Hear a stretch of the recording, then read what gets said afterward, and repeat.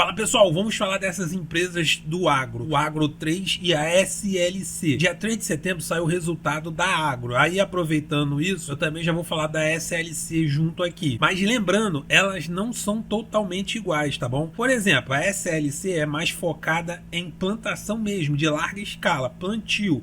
Milho, soja, algodão e etc, tá? Já a Agro 3, além de também fazer isso, ela também faz uma parte imobiliária. Ela compra e vende terras rurais. É parte também do core da empresa. Mas vamos lá, vamos dar uma olhadinha aqui. Como vemos aqui, vendeu essa fazenda aqui, ó, Chaparral. E ela deu 364 milhões. E aqui do lado, arrendou a Alto da Serra. Arrendou, ou seja, alugou o terreno. Produção de cana, tá aqui, ó. Essa é em São Paulo. E também arrendou e também arrendou Novo Horizonte, Mato Grosso, produção de grãos e algodão. Aí, isso aqui, ó, desempenho das commodities. Como vemos aqui, ó, soja, milho, algodão, gado, etanol, cana-de-açúcar, ó, tudo caindo, ó. Por exemplo, aqui caiu 31, 29, 30%. A cana caiu, aliás, não caiu, teve uma leve alta aqui de 2,8%. O etanol caiu 10%, gado caiu 25%. A produção também teve queda. A safra estimada é esse verdinho e a realizada é esse amarelo. Isso aqui é soja. Algodão que tá aqui embaixo é essa aqui. Estimado 13.500 e realizado 10.100. Aí aqui, ó, tá dizendo, a produção de grãos e algodão ficou 32% abaixo do estimado em razão, primeiro, a redução da área plantada, segundo, adventos climáticos, em terceiro, manejo da lavoura durante o desenvolvimento das culturas. E aí chegamos nesse resultado aqui, ó, ano 2023 e ano 2024. Vemos aqui, ó, tudo negativo, ó. Tudo negativo. Como vemos aqui, ó, a receita líquida, menos 21%, ou seja, caiu 21%. O EBITDA ajustado total caiu quase 50%. Lucro prejuízo total, 16%, ou seja, teve menos 16% de lucro. Então, o problema climático, o preço na queda das commodities, ajudaram a trazer esses pontos, mas não é negativo, né? Uma redução no lucro e etc. Foi menor, mas teve, tá? Não é que tá girando negativo, teve lucro sim. Agora vamos falar aqui da SLC, lucro líquido. Teve uma queda aí na comparação com o mesmo trimestre do ano passado de 7,8%. Não é uma queda tão grande, né? O EBITDA, uma queda aí de 53%, já é um EBITDA menor. A receita líquida aqui um 6,4%. Mas se a gente for ver os problemas climáticos, seca e etc, até que não foi tão prejudicial assim, né? Aí aqui, na carta da administração,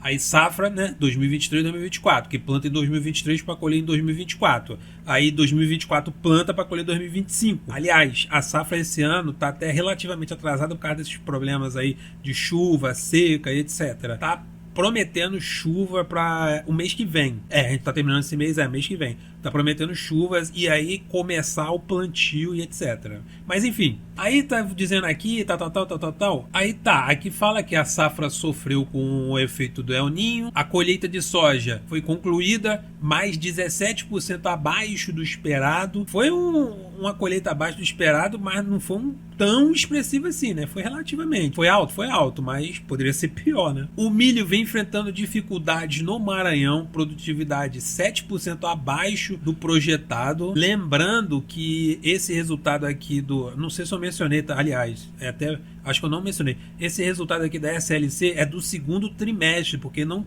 tinha lá do terceiro e do quarto. Enfim, o algodão 57% colhido, legal, metade, né, mais da metade, e as lavouras estão finalizando o ciclo com bom desenvolvimento. Estimamos superar a produtividade em 1,1%. Não é tão grande assim, né, mas superando tá bom, né? Melhor do que ficar abaixo, né? Aproveitando aqui o algodão, uma coisa que eu quero mostrar para vocês aqui é isso aqui, ó. A USAID, que é o órgão da agricultura americano, do governo americano, reduz a estimativa na produção de algodão. A gente já viu que estava caindo lá o preço das commodities, né?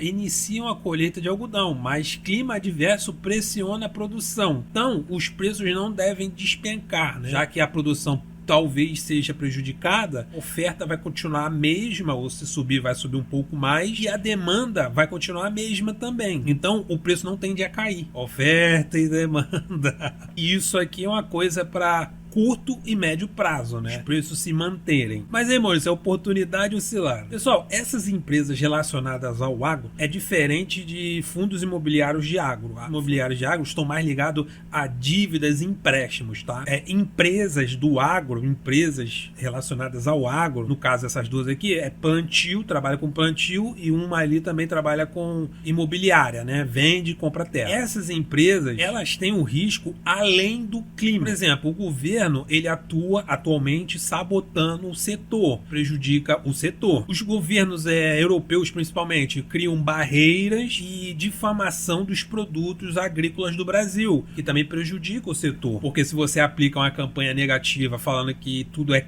feito dentro de queimadas e não tem higiene, etc, etc, está difamando o produto, está fazendo marketing negativo, que prejudica nas vendas. A infraestrutura do Brasil também é sabotada para não sair do papel, para não sair do lugar, para não crescer. Até hoje não tem uma linha de trem correndo todo o Brasil para escoar o grão por todo o Brasil. É feito muitos aí por meio de caminhões ainda, né? O que é mais caro, ineficiente, etc, etc. Isso prejudica a expansão, prejudica lucro, prejudica a eficiência, os produtos ficam mais caros, porque a logística é mais cara, etc, etc. Dá para perceber que é um setor que passa tanto pela política interna do país como a política externa do país. Mas, voltando ao clima, o El Niño prejudicou muito as lavouras aqui no Brasil, né? Foi um ano quente, muito quente até, com secas, etc, etc. Mas, para o ano que vem, está previsto aí uma El Niño suave. Presta atenção, suave. Por que isso é importante? Porque ao contrário do El Niño, o El Niño vem com calor,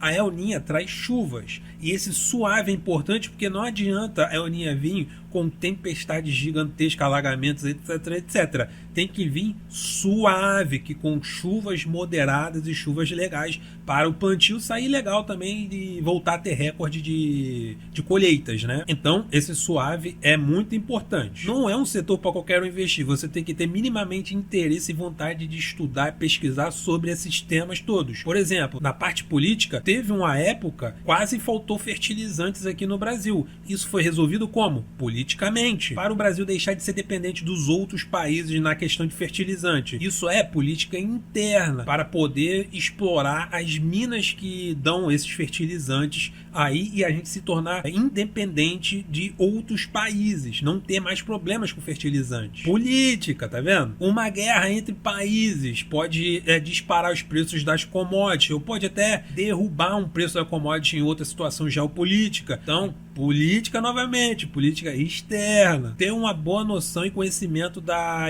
economia mundial e da economia interna. Porque, como vemos aí, está perigando dos Estados Unidos ter uma recessão. A China, coitada da China, a China não vai muito bem das pernas. E o Brasil, não vou nem falar, né? O Brasil precisa falar. Então, eu diria que se você não gosta desses assuntos e você não é minimamente informado sobre essa variedade de assuntos, logística, política, clima, é uma cilada para você. Tem que ter minimamente interesse de entender sobre esses assuntos que influenciam muito o setor. Agora, se você entende economia global, política, etc, etc, pode ser uma oportunidade para você entrar no setor, continuar no setor caso você esteja dentro. O setor já tem riscos inerentes a ele, que, por exemplo, o clima, pragas, e existem mecanismos para mitigar e até evitar esses problemas. Eles são relativamente previsíveis e já são inerentes ao setor, então já está tudo